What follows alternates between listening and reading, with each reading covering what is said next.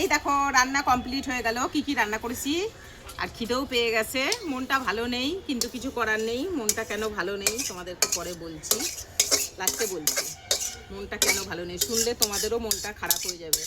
যদি আমার সব ভিডিওগুলো দেখে থাকো তাহলে কী জন্য মন খারাপ, তাহলে তোমরা বললেই বুঝতে পেয়ে যাবে। দেখো এখানে হচ্ছে তরকারিটা ঢেলে নিলাম।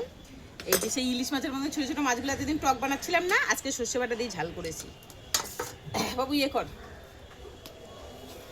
এখানে সেই মাছের ঝাল ঢালা হয়ে গেল রান্না। আর এখানে হচ্ছে ওই সেই চাল কুমড়োর শাক, ওই যে বান্ধবীর বাড়িতে একদিন নিয়ে এসে রান্না করলাম না, সেই চাল কুমড়োর শাকের চচ্চড়ি করেছি।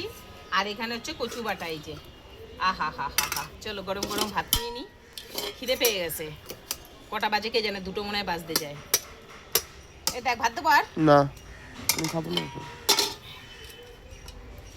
এই যে কচু বাটা, এখানে একটু চচ্চড়ি নিয়ে নিই।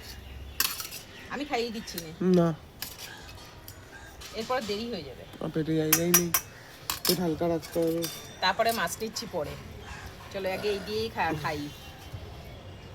আগে কচু দিয়ে নে, এক মুঠো নে, নিবি?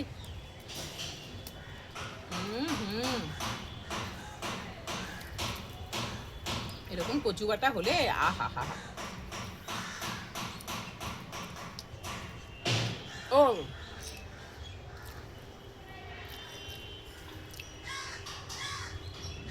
মন খারাপের কারণ কি জানো?